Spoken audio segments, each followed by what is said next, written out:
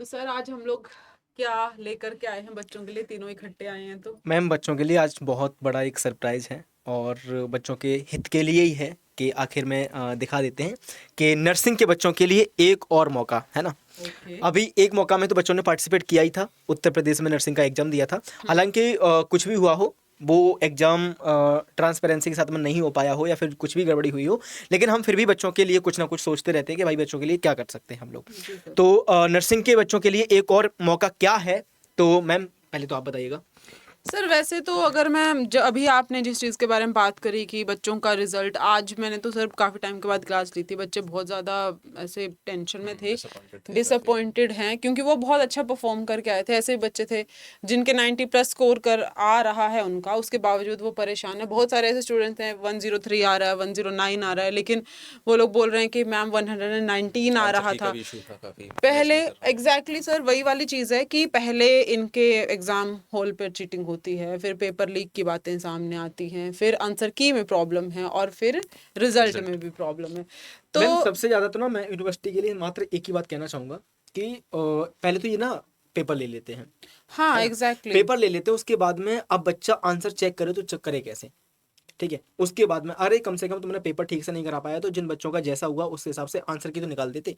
Answer की का एक सेट था PQRS वाला, है ना, उसमें पूरी की पूरी गड़बड़ी है। इसके अलावा फिर रिजल्ट आया तो रिजल्ट में तो भाई बच्चों को एकदम से शौक ही लगा है भाई।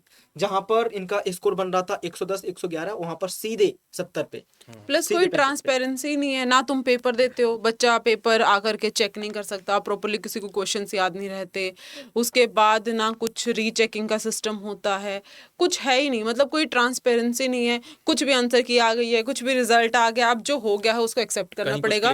हाँ, एग्जैक्टली, कुछ क्लेम ही नहीं कर मैम, सकते। क्लेम की अगर मैं बात करता हूँ तो मैंने देखा था कि बहुत सारे बच्चे गए भी हैं, यूनिवर्सिटी में गए भी हैं, वहाँ पर कोई सुनने वाला है ही नहीं, है ना। इसके अलावा हमने मेल वगैरह भी की थी, उसका भी कुछ रेस्पॉन्स नहीं आया, कुछ भी रिप्लाई नहीं आया। मतलब यार कम से कम यार इतना तो देखो कि बच्चे परेशान हैं, बच्चों को बच्चे किस हक के लिए आपसे कुछ उम्मीद लगा के आए हैं, तो कम से कम एक बार आप बात तो सुनिएगा, है ना। सही बोल तो रहे हो उसका सर। भी कुछ रेस्पॉन्स नहीं यार, है ना। ऐसे तो कौन ही बिलीव करेगा यार, है ना। तो बहुत सारे ऐसे स्टूडेंट्स हैं सर जिनका भरोसा भी उठ रहा है। बहुत सारे ऑब्वियसली यार, बच्चों ने ड्रॉप लिया था, वो बोल रहे थे कि मैम क्या अगली बार ड्रॉप लेना सही रहेगा।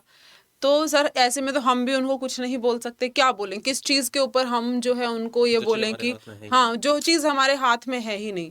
बिल्कुल। अब अगर आंसर की गलत है तो इस हिसाब से तो जो गलत मार्क करके आए होंगे उनको ज्यादा मार्क्स आ रहे होंगे as obviously compare to obviously उन बिल्कुल बच्चों के, है ना। बिल्कुल बिल्कुल तो बिल्कुल। ये तो टोटल वैसी सी चीज होगी, हमें नहीं पता कि क्या हो सकता है क्या नहीं होने वाला। और एक दो चीज होती है, मान लो आंसर की ही गलत थी तो उसके ऊपर जा करके बोलते, यहाँ तो शुरू से लेकर के एंड प्रोसेस तक हर एक चीज में कुछ ना कुछ हुआ ही है। बिल्कुल, है ना। और एग्जाम के 2 दिन बाद ही तुमने आंसर की निकाल के दे दी, क्या जरूरत थी भाई? बच्चे और 4 दिन वेट कर लेते, लेकिन कम से कम एक तो सही सही आंसर तो की दे देते, देते, है ना। इसके एग्जैक्टली। अलावा तुमने रिजल्ट का बोला था कि रिजल्ट चलो हम 3 4 दिन में, आज 13 तारीख को रिजल्ट आया, तुम 13 की जगह 15 को देते यार, 15 या 20 को दे देते, बच्चे वो भी वेट कर लेते।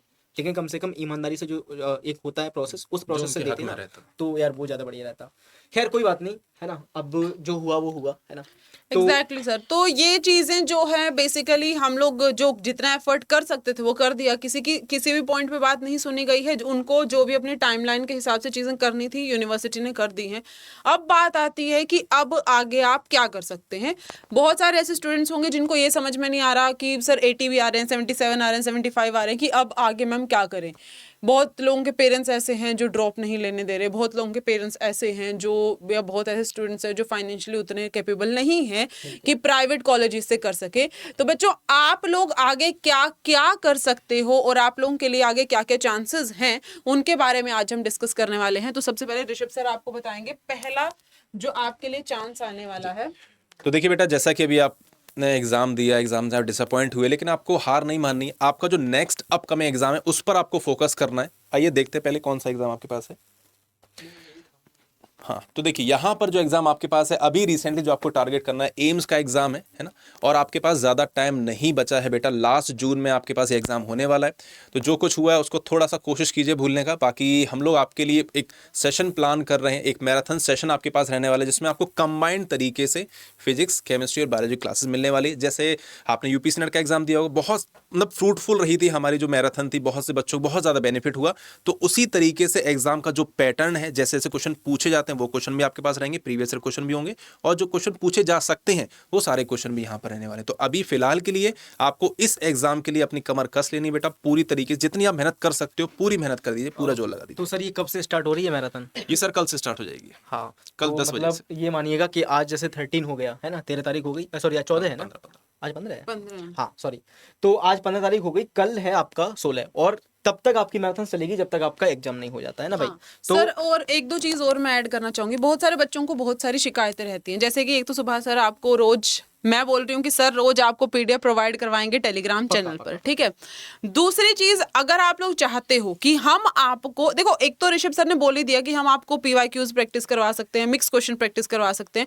अगर आप चाहते हो कि टॉपिक वाइज पढ़ाया जाए तो आप कमेंट करना, उससे क्या होगा ना, हम आप लोगों को यहाँ पे जो क्वेश्चंस करवा रहे हैं उसके अलावा भी एक्स्ट्रा क्वेश्चंस अपने अपने टेलीग्राम चैनल पर आपको जो है डीपीपी के रूप में प्रोवाइड कर सकते हैं।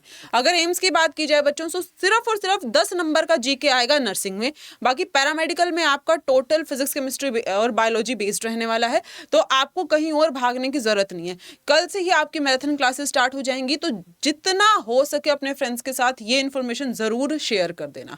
और मैम बिल्कुल ये एनसीईआरटी बेस्ड रहेगी, हाँ जी, क्योंकि बिल्कुल एग्जाम पैटर्न हम लोग फॉलो करेंगे जिस तरीके से एम्स अब तक पूछता हुआ आया है, बिल्कुल ऐसे ही सारे क्वेश्चंस करवाएंगे।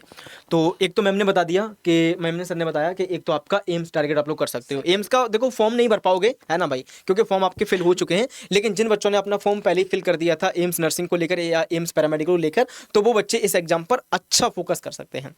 दूसरा है आपके लिए बहुत ही अच्छा एक सुनहरा मौका, एग्जाम का नाम है MPPNST है ना भाई।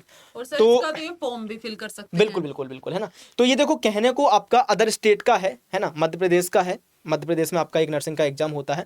तो यार देखो हो सकता है कि यूपी में गड़बड़ी देखने को मिलेगी, लेकिन हम अदर स्टेट पर थोड़ा सा बिलीव कर सकते हो, होप रख सकते हैं ना। तो आप वहाँ से भी क्या कर सकते हो, तो वहाँ से भी अपना नर्सिंग का सपना पूरा कर सकते हो।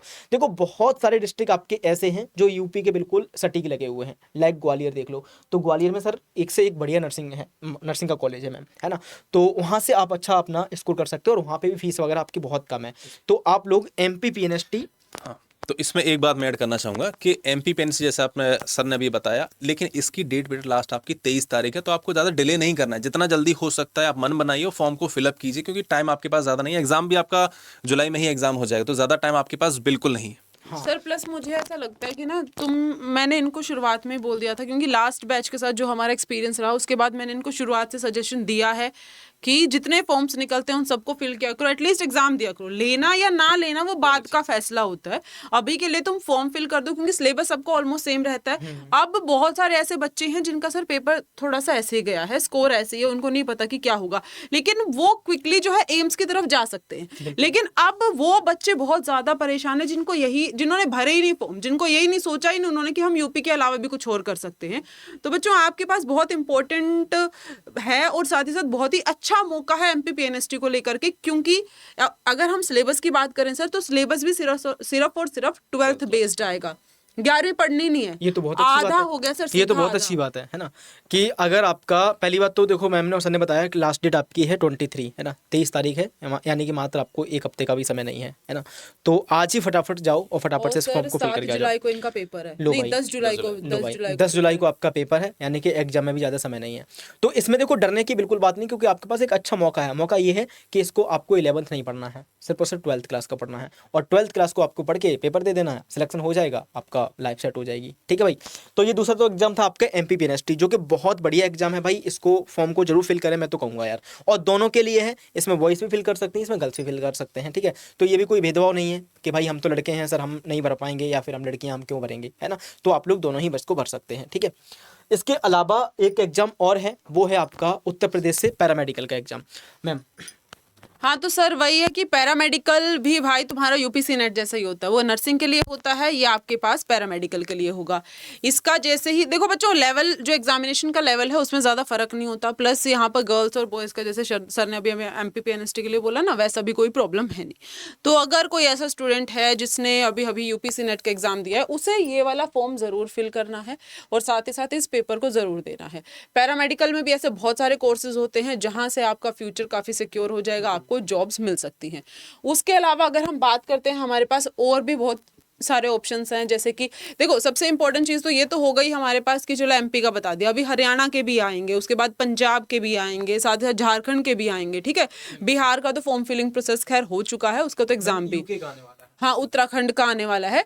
तो अगर आप लोगों को और इन्फॉर्मेशन चाहिए तो आप लोग हमें कमेंट करके बता सकते हैं, हम आपको स्टेट वाइज वो इन्फॉर्मेशन ला करके दे देंगे, ठीक है। उसके अलावा ये वाले जो 2 पेपर हैं इन पर आपको जो है स्पेसिफिकली टारगेट करना है। एक तो एमएनएस का तो फॉर्म फिलिंग प्रोसेस अभी तक हुआ नहीं है। जो बच्चे अभी रीनीट देने वाले हैं उनमें आपको सिर्फ नीट क्वालिफाई करना है। अगर आपका नीट क्वालिफाइड है बच्चा तो आप इस मिलिट्री नर्सिंग सर्विसेज का जो एग्जाम होता है उसको देने के लिए आप एलिजिबल हो जाएंगे। दूसरा होता है पीजीआईएमआर, ये है आपके पास पीजीआई चंडीगढ़ का जो पेपर होता है ये वो है।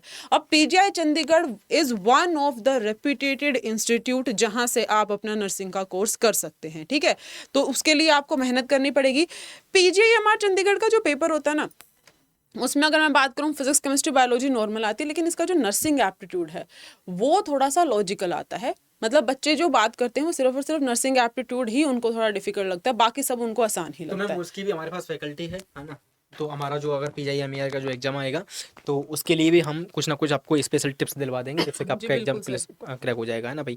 क्योंकि देखो यूपीसी नेट का आपका एग्जाम हुआ था तो वहाँ पे हमने सिर्फ लास्ट मैराथन में 1-2 घंटे की क्लास मैम के द्वारा दिलवाई थी। तो भाई वो नर्सिंग की एक्सपर्ट हैं तो उन्होंने इतना अच्छा पढ़ाया कि बच्चों का पेपर पूरा का पूरा वहाँ से आ गया। यहाँ पर आपका एप्टीट्यूड का जो भी रहेगा उसमें भी मैम की मदद हो जाएगी, अगर आप लोग चाहेंगे तो बस कमेंट कर देना और उसके बाद में उस हिसाब से आपकी तैयारी पूरी करवा दी जाएगी, ठीक है और भाई। अब अगर एमएनएस की बात करें, तुम पहले नीट क्वालिफाई करके आओ, फॉर्म फिल करो, बाकी जो इसके अंदर आता है थोड़ा सा देखो सिलेबस अलग है, लेकिन आप लोगों को ये बताना पड़ेगा कि कितने बच्चे ऐसे हैं जो इस फॉर्म को फिल करने में इंटरेस्टेड हैं, उसके बाद ही हम आपको इसकी प्रिपरेशन करवाएंगे। अब आप लोगों का काम क्या है, एक तो सबसे इंपॉर्टेंट चीज अपने पास क्या होगी सर, कल की क्लास की टाइमिंग इन्हें बता दो कि कल को अपनी क्लास शुरू हो जाएगी, आपको सेशन को मैक्सिमम शेयर करना है सो दैट आपके जो फ्रेंड्स हैं उन तक ये इन्फॉर्मेशन पहुंच चुके। मैम कल ना रहेगा हमारा महामैराथन रहेगी एक, है ना, और वो भी पूरा एग्जाम बेस्ड रहेगी महामैराथन। ये ना सुबह 10 बजे से स्टार्ट हो जाएगी, है ना? जी सर और बिल्कुल। ये 1 या 2 बजे तक चलेगी, जब तक बच्चों का रहेगा पढ़ने का मन तब तक ये अपनी क्लास चलती रहेगी, ठीक है भाई।